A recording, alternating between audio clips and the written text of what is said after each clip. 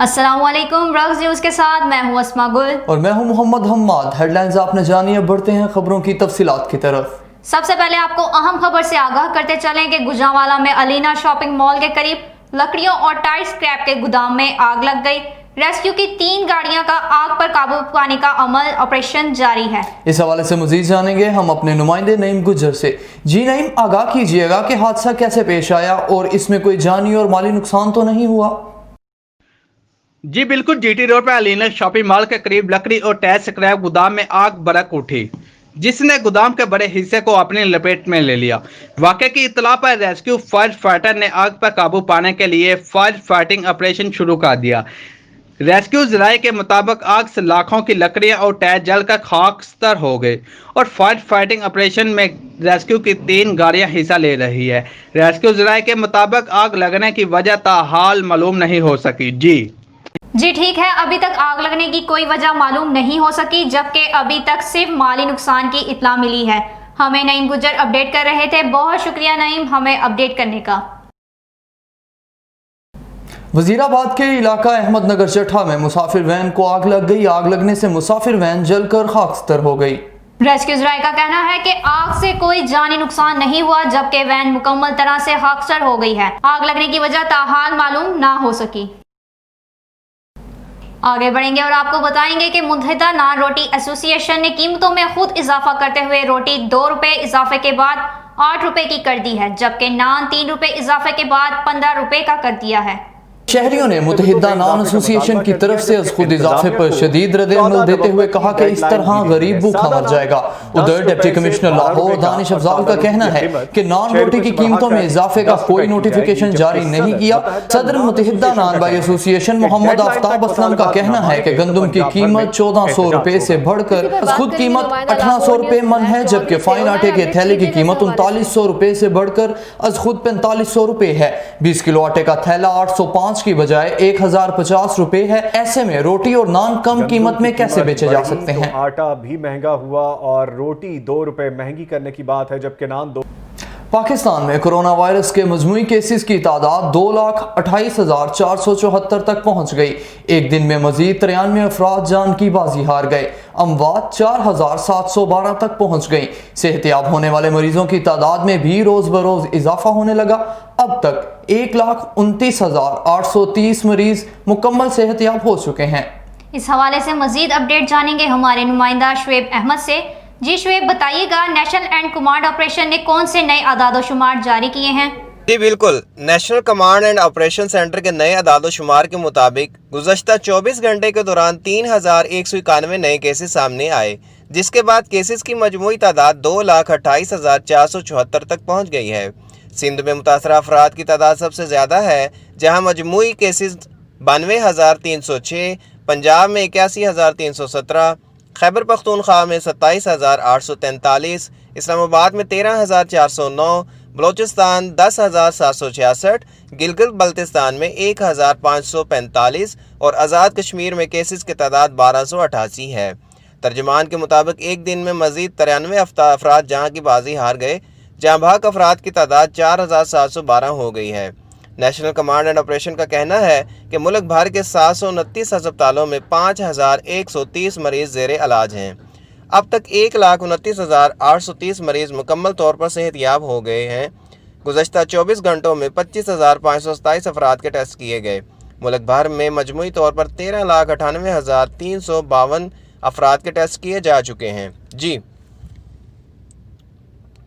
जी बहुत शुक्रिया शुएब हमें अपडेट करने का। रहीम यार खान में शालीमार एक्सप्रेस और माल गाड़ी को हादसा पेश आ गया। शालीमार एक्सप्रेस कराची से लाहौर जा रही थी। हादसा ऑटोमेटिक कांटा चेंज होने के बायस पेश आया। मुसाफिर ट्रेन की रफ्तार कम होने के बायस बड़े नुकसान का खदशा नहीं।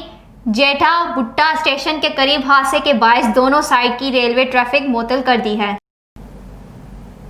आगे बढ़ते हुए आपको बताएंगे कि शदीद गर्मी में बिजली की बंदिश और ओवर बिलिंग ने कराची वालों की जिंदगी अजीरन कर दी है।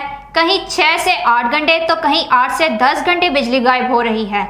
इस पर भी भारी भरकम बिल शहरियों के जख्मों पर नमक छिड़क रहे हैं। इस हवाले से मजीद जानेंगे हमारे नुमाइंदे शाहिद चौधरी से। जी शाहिद, आगाह कीजिएगा इस हवाले से। جی بالکل، کراچی والے شدید گرمی میں بجلی کی طویل لوڈ شیڈنگ اور اوور بلنگ سے تنگ آ گئے. کہیں 6 سے 8 گھنٹے اور کہیں 8 سے 10 گھنٹے بجلی غائب. آدھی رات کو بھی مختلف علاقوں میں 2 سے 3 گھنٹے بجلی کی لوڈ شیڈنگ دیکھنے میں آ رہی ہے. قائد آباد سے کماڑی تک ہر علاقہ بجلی کی لوڈ شیڈنگ کی بندش سے متاثر ہے. بیشتر شہریوں کا کہنا ہے کہ ہم رات کو بجلی نہ ہونے کی وجہ سے گھروں سے باہر راتیں گزارتے ہیں. شہری بتاتے ہیں کہ کبھی کوئی خرابی تو کبھی مینٹیننس کے بہانے میسج دے کر بجلی بند کر دی جاتی ہے. بجلی کی طویل بندش کے باوجود ہزاروں روپے کے بلوں سے بھی پریشان ہیں. شہری کہتے ہیں کہ بجلی تو آتی نہیں لیکن باری برکم بل ضرور آ جاتے ہیں. کراچی والوں نے وفاق سے مطالبہ کیا ہے کہ بجلی کی لوڈ شیڈنگ اور اوور بلنگ کا خاتمہ کیا جائے. جی بہت شکریہ شاہد ہمیں اپڈیٹ کرنے کا. وزیر اعظم عمران خان نے national command and operation centre کے اجلاس سے خطاب کرتے ہوئے کہا کہ NCOC نے قوم کا سر فخر سے بلند کر دیا.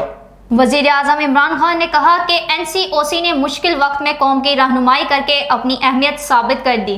NCOC کو اس وقت بنایا گیا جب قوم کو مشکل وقت میں رہنمائی درکار تھی.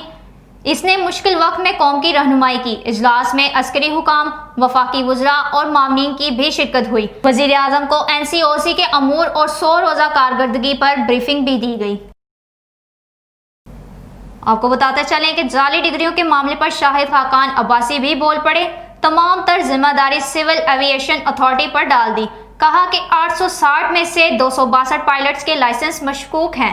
یہ مسئلہ PIA یا کسی ایئر لائن کا نہیں بلکہ سول ایویشن کا ہے.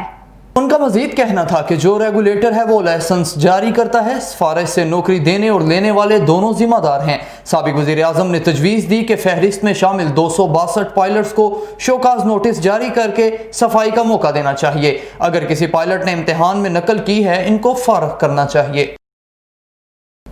شاہد خاقان عباسی کے بیان پر رد عمل دیتے ہوئے معاون خصوصی شہباز گل کا کہنا تھا کہ نون لیگ نے اپنے دور میں PIA میں سیاسی بھرتیاں کی. شاہد خاقان عباسی کی اپنی ایئر لائن منافع میں جبکہ سرکاری ایئر لائن خسارے میں تھی.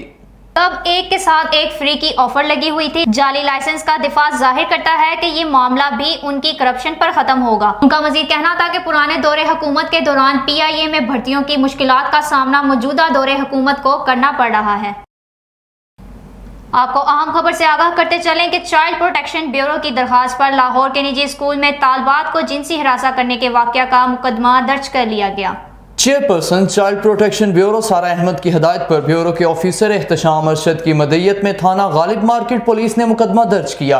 FIR کے مطابق مقدمے میں 5 ملزمان اعتزاز رحمان، زاہد وڑائچ، عمر شریف، شہزاد ارشاد اور عبد القدوس کو نامزد کیا گیا. قانونی ماہرین کے مطابق مقدمے میں شامل دفعہ 292(1) کسی کی عزت کو نقصان پہنچانے اور دفعہ 501 کسی کو فحش لیٹر بھیجنے کے حوالے سے ہے. دفعہ 501 پر 2 سال سزا ہو سکتی ہے جبکہ دفعہ 509 خاتون کی توہین کرنے کے حوالے سے ہے جس پر 1 سال سزا ہو سکتی ہے.